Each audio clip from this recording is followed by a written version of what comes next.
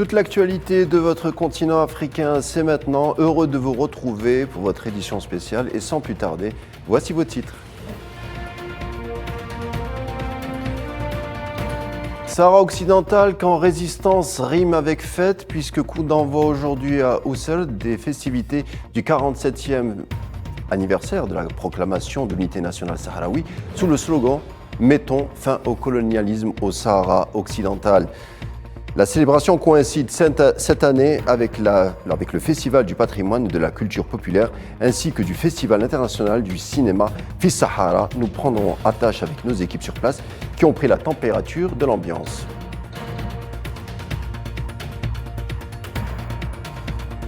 Le nouveau gouvernement se précise au Tchad. Salah Kebzabo, 75 ans, opposant historique nommé chef du gouvernement par Mahamat Idriss Déby, dont la charge sera d'accompagner le pays pendant ces 2 ans de transition. Alors, caution morale par ce choix ou bien réelle volonté d'ouverture de la part du président Déby? Élément de réponse dans quelques instants.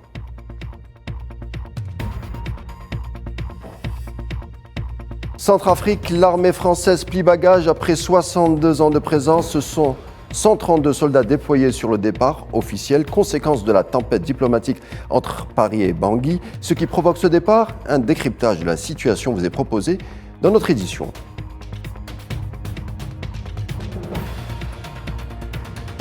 Et puis ce scandale sanitaire au Bénin, un sirop contre l'atout présumé toxique provoque le décès de 70 enfants.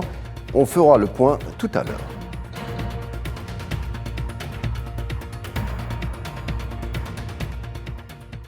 Sahara occidental, quand résistance rime avec fête, on vous l'a dit, coup d'envoi aujourd'hui à Oussered des festivités du 47e anniversaire de la proclamation de l'unité nationale sahraoui sous le slogan « Mettons fin au colonialisme au Sahara occidental ». La célébration coïncide avec cette année avec le Festival du patrimoine de la culture populaire ainsi que du Festival international du cinéma Fils Sahara. Comme vous le voyez sur ces images,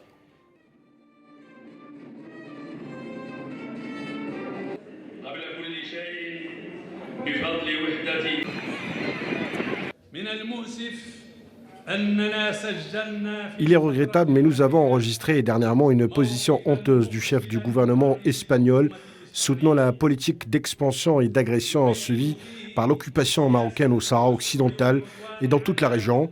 Dans cette conjoncture, nous invitons encore une fois l'Union européenne à se confirmer à la légalité internationale et à respecter les principes du droit international et de ses propres lois en s'abstenant de signer un quelconque accord avec le Royaume du Maroc touchant l'intégrité territoriale, maritime et l'espace aérien du Sahara occidental occupé.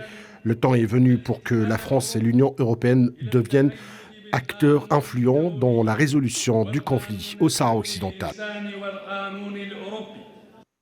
Et justement, Sofiane Baroudi, notre envoyé spécial, est en direct avec nous depuis les camps de réfugiés d'Oussered. Sofiane, bonsoir. Bonsoir Karim, bonsoir à tous. Alors on a de belles images ici concernant les célébrations qui ont un goût spécial cette année, illustrées par des invités de marque. Justement Karim, nous assistons là en ce moment à l'ouverture du Festival international de cinéma Fils Cinéma qui cette année est résolument engagé et complètement orienté vers la défense de la cause sahraoui. Nous avons enregistré justement une très forte présence espagnole représentée par des mouvements de la société civile, mais aussi par des acteurs, des réalisateurs et des artistes en général qui viennent dans les camps de réfugiés pour crier haut et fort le soutien aussi du peuple espagnol au droit légitime du peuple sahraoui à disposer de lui-même et pour rappeler la responsabilité historique de l'Espagne, je le rappelle, qui est la puissance administratrice, dans justement le fait de mener à bien le processus de décolonisation à travers le référendum d'autodétermination et l'indépendance. Cette année, justement, la culture coïncide avec la lutte résolument parce que c'était aussi la commémoration du 47e anniversaire de la 47e commémoration de l'unité populaire sahraoui. Ça a très bien été rappelé par le président et le secrétaire général du Front Polisario, Brahim Ghali, qui a lui-même ouvert les festivités du festival culturel populaire et aussi du festival cinéma, qui promet beaucoup de choses.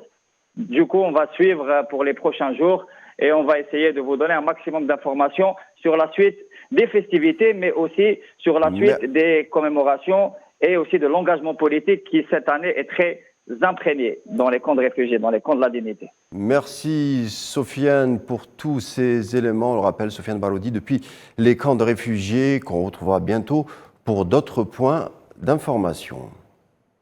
Autre fait du jour au Tchad, l'opposant historique Salah Kabzabo est Premier ministre pour mener la transition de 2 ans. En effet, c'était un ancien journaliste de 75 ans, 4 fois candidat à la présidentielle, nommé par décret par Mohamed Idriss Déby. Le choix de Kabzebo n'est pas le fait du hasard, de par déjà son expérience et sa connaissance de la scène politique tchadienne. Lui, qui devra bien entendu accompagner le nouveau chef de l'État pour asseoir, on l'a déjà dit hier, un dialogue national où toutes les composantes de la société seront conviées, y compris la rébellion.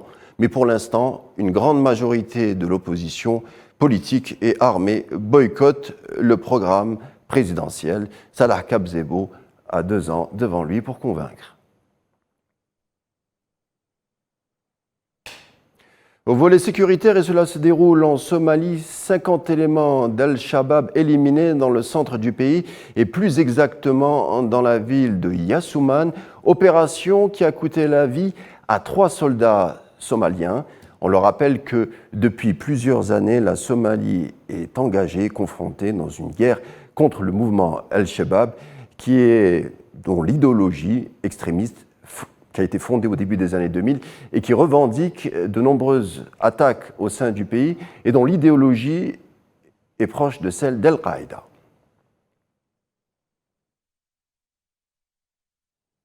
Toujours au volet sécuritaire et son lot de drames, cette fois c'est au Burkina Faso où au moins 7 personnes auraient trouvé la mort dans une embuscade par un groupe non identifié. La série d'attaques se serait déroulée dans la zone de Kégout et Salmoussi, région sahélienne. On apprend également qu'un nombre inconnu de villageois aurait été kidnappés. Mais au-delà, ce qui inquiète les autorités est que le même jour, 3 soldats burkinabés ont été blessés dans une double explosion d'un engin explosif dans la province du Tapoa, à l'est du pays. On le souligne, le Burkina Faso a subi une flambée de violence depuis 2015 dans plusieurs régions du pays. On vous le disait en titre, l'armée française est sur le point de quitter la Centrafrique, mettant fin à 62 ans de présence. La présence de 130 soldats s'explique par le soutien à la mission des casques bleus. Les autorités centrafricaines, sur fond de tensions pourtant, de guerre civile, ont annoncé la fin de collaboration avec Paris. Le vide laissé, si on devait parler de vide, en tant que soutien sécuritaire, serait comblé par la société militaire russe privée, la fameuse société Wagner. Merci de nous avoir suivis pour cette courte édition de African All News. Je vous retrouve dès dimanche. D'ici là, bon week-end.